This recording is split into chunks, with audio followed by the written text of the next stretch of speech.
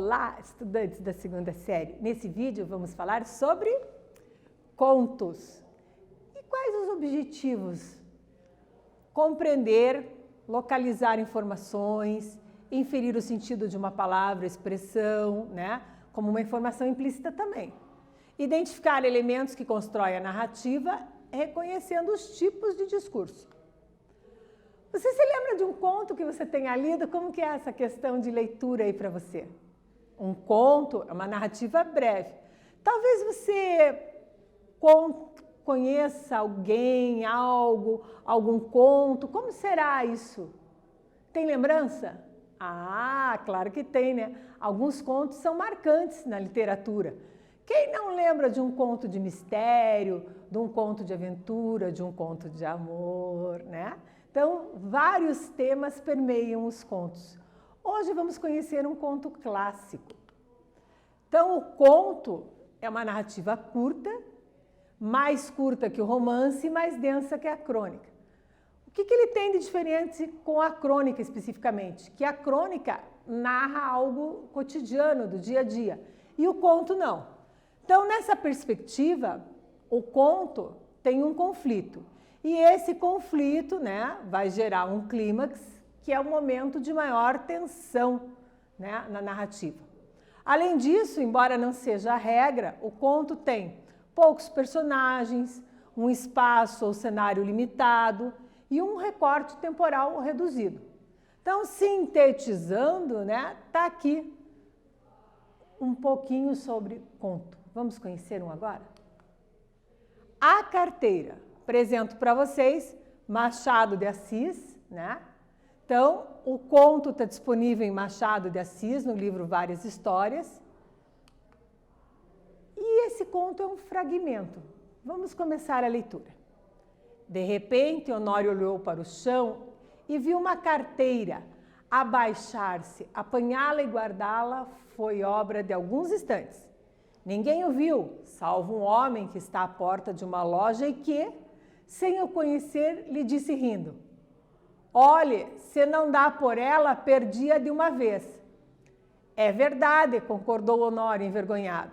Para avaliar a oportunidade desta carteira, é preciso saber que Honório tem de pagar amanhã uma dívida, 400 e tantos mil réis, e a carteira trazia o bojo recheado. Características, então, do Machado já nessa primeira parte do conto. A linguagem irônica e crítica da realidade. A análise do caráter humano, né, através de seus personagens. E vai revelando com isso o lado negativo, como a mentira, a traição conjugal, dentre outros. Bem ao gosto característico do período realista. Atividade 1. Observe que o conto A Carteira não apresenta situação inicial de estabilidade. Inicia já com uma complicação. Qual é o incidente que move o enredo do conto? Por quê? Ah, lembrou, né? Faz aí que eu volto daqui a pouco conferir contigo.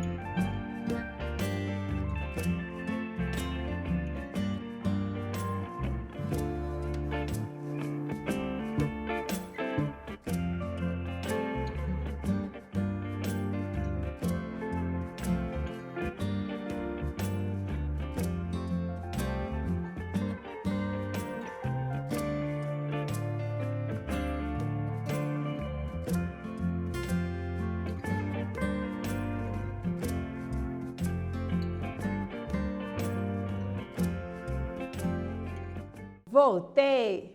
Observe comigo alguns detalhes deste conto. Então, eu te perguntei qual é o incidente que move o enredo do conto e por quê.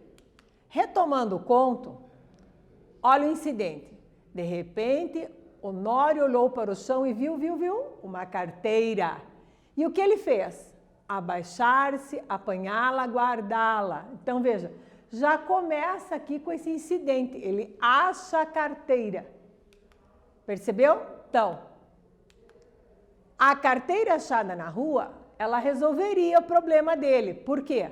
Voltamos ao texto e ficamos sabendo aqui, ó, que para avaliar a oportunidade desta carteira, é preciso saber um detalhe. Qual é o detalhe? Que Honório tem que pagar uma dívida de 400 e tantos réis. E a carteira trazia o bojo recheado, ó, bojo, ó. Isso é o bojo da carteira, tá? Então, nessa questão aqui, nós ficamos na expectativa do desfecho da narrativa, já no começo dela. Então, resolve o problema da falta de dinheiro, ele vai ficar com a carteira e com o dinheiro, o que vai acontecer? Percebeu? Continuamos a leitura. A dívida não parece grande para um homem da posição de Honório, que advoga, mas todas as quantias são grandes e pequenas, segundo as circunstâncias. E as dele não podiam ser piores. Gastos de família excessivos, a princípio por servir a parentes e depois por agradar a mulher, que vivia aborrecida da solidão. Baile daqui, jantar dali, chapéus, leques, tanta coisa mais que não havia remédio, senão ir descontando o futuro. Endividou-se, começou pelas contas de lojas e armazéns, passou aos empréstimos, 200 a um, 300 a outro, 500 a outro e tudo a crescer. E os bailes a darem-se, jantares a comerem-se, um turbilhão perpétuo, uma voragem. Tu agora vais bem, não? Dizia-lhe ultimamente Gustavo C., advogado e familiar da casa. Agora vou, mentiu Honório. A verdade é que ia mal. Poucas causas de pequena monta e constituintes remissos. Por desgraça, perdera ultimamente um processo em que fundara grandes esperanças. Um dia, a mulher foi achá-lo dando muitos beijos à filha, criança de 4 anos, e viu-lhe os olhos molhados. Ficou espantada e perguntou-lhe o que era. Nada, nada. Compreende-se que era o medo do futuro e o horror da miséria, mas as esperanças voltavam com facilidade. A ideia de que os dias melhores tinham de vir dava-lhe conforto para a luta. Atividade 2. Releia. Um dia a mulher foi achá-lo dando muitos beijos à filha, criança de 4 anos, e viu-lhe, né, os olhos molhados. Ficou espantada e perguntou-lhe o que era. Nada, nada. Esse tipo de discurso aqui, ó, empregado no trecho marcado pelo travessão, é de que tipo? Faz aí que eu te aguardo daqui.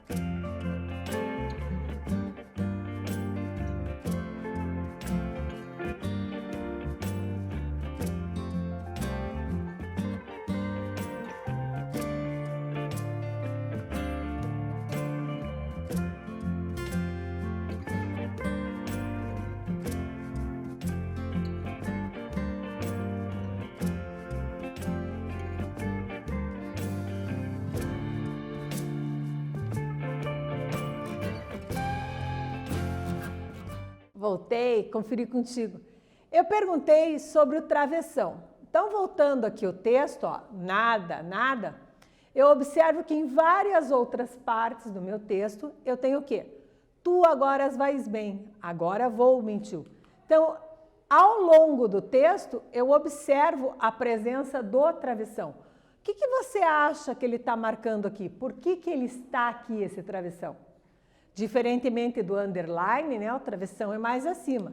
Então, eu observo que esse discurso direto é a fala da personagem. Então, num texto como esse, nós temos aqui, ó, a narrativa que se inicia. E já no começo, observem, eu tenho a fala da personagem. Então, a parte do narrador e aqui a fala direta da personagem. Então, a isto eu chamo de discurso direto, marcado aqui por este sinal, que é o travessão. Seguimos a análise do nosso conto e percebemos o que também? Que outras características tem esse conto? Como é um conto de época, eu tenho algumas palavras, por exemplo, eu tenho a palavra coisas, eu tenho a palavra réis, que denotam o quê? A época do conto, né?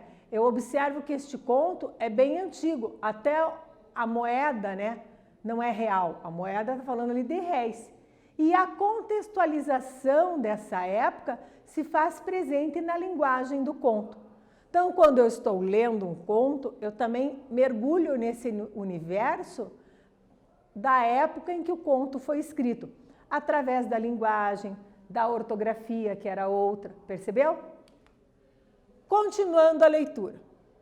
A dívida urgente de hoje são uns malditos 400 e tantos mil réis de carros. Nunca demorou tanto a conta, nem ela cresceu tanto como agora. Mas disse-lhe hoje uma palavra azeda, com um gesto mau, e Honório quer pagar-lhe, hoje mesmo. Eram 5 horas da tarde. Tinha-se lembrado de ir a um agiota, mas voltou sem ousar pedir nada. Ao enfiar pela rua da Assembleia, é que viu a carteira no chão. Apanhou-a, meteu-a no bolso e foi andando. Observe aqui, eu tenho marcas do local em que está acontecendo, ó. É no Rio de Janeiro, ó, a Rua da Assembleia, né? Também eu vejo a questão da temporalidade, eram 5 horas da tarde. Eu observo aqui, mais uma vez, a presença do vocabulário da época, ó, 400 e tanto mil réis. A expressão era uma palavra azeda. E você sabe o que é um agiota? Aparece aqui o termo agiota, ó, uma pessoa que empresta dinheiros a juros. Então, nessa época, hoje ainda existe também esse tipo de prestação de serviço. Na atividade 3, eu quero saber de você o seguinte. Analise o trecho. Apanhou-a, meteu-a no bolso e foi andando. Qual é o efeito de sentido produzido pela sequência desses verbos? Faz aí que eu te aguardo aqui.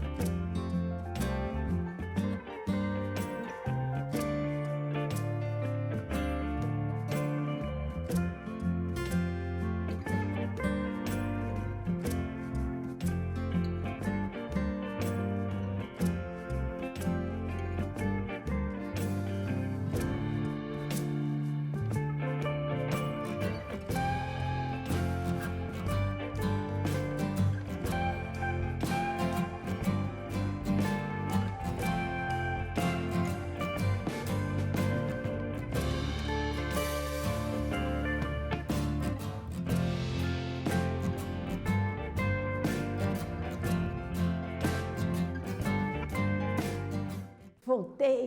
O que você está achando do dilema desse conto? Olha, apanhou-a, meteu no bolso e foi andando. O efeito produzido pelo uso da sequência desses verbos dá ideia do quê?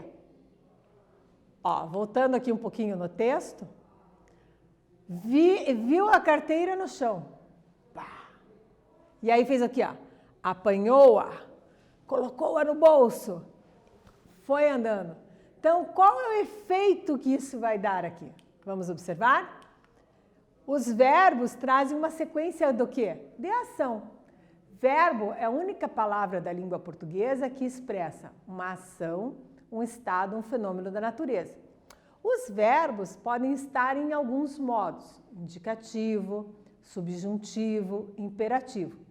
No modo indicativo, nós temos 6 tempos: presente, pretérito imperfeito, pretérito perfeito, pretérito mais que perfeito e os 2 futuros, o futuro do presente e o futuro do pretérito. Eu observo aqui, ó, apanhou a. Olha que detalhe, este a refere-se a quem? A carteira. Então, eu tenho aqui também o uso do pronome, né, para se referir à carteira. Meteu no bolso e foi andando, ó. Foi andando, eu tenho uma locução verbal, ó. E esses verbos vão dar uma ideia do quê? Das ações que o Honório realizou apressadamente. Qual era o objetivo dele fazer isso tão rápido? Ó, apanhou-a, meteu no bolso e foi andando. Você percebe? Sim, ele quer dar a ideia de rapidez, de pressa. Então, ele não quer ser apanhado com a carteira, ele quer fazer uma ação muito rápida. Reproduzindo esses verbos vai dar o quê? Celeridade. Celeridade significa pressa, rapidez. Neste trecho aqui que a gente observou, ó, e viu a carteira no chão. E aí, ó, apanhou-a, meteu-a no bolso e foi andando. Percebe como você já tem essa ideia de rapidez, de celeridade. Olhando um pouco mais aqui o conto, eu noto que também, ó, a presença de outros verbos, né? E de outras ações ao longo dele. Então, um dia a mulher foi achá-lo, dando beijos, perguntou-lhe. Tá vendo? Vários verbos que vão dando essas marcas de celeridade, essas marcas da ação. O que aprendemos? Lemos e interpretamos, então, um trecho do conto A Carteira, de Machado de Assis. Conto difere-se de romance e de crônica por quê? O conto é mais curto que o romance, porém a diferença dele para uma crônica é o quê? Que não tem o cotidiano, né? A crônica é cotidiana, uma coisa rápida. E o conto tem um conflito, né? Já mostra algo mais profundo, tem um clímax. Relembramos as marcas do discurso direto. Vimos o efeito produzido pela escolha verbal e aprendemos elementos da narrativa. Então, nesse vídeo falamos sobre conto. Espero que você tenha gostado e até breve.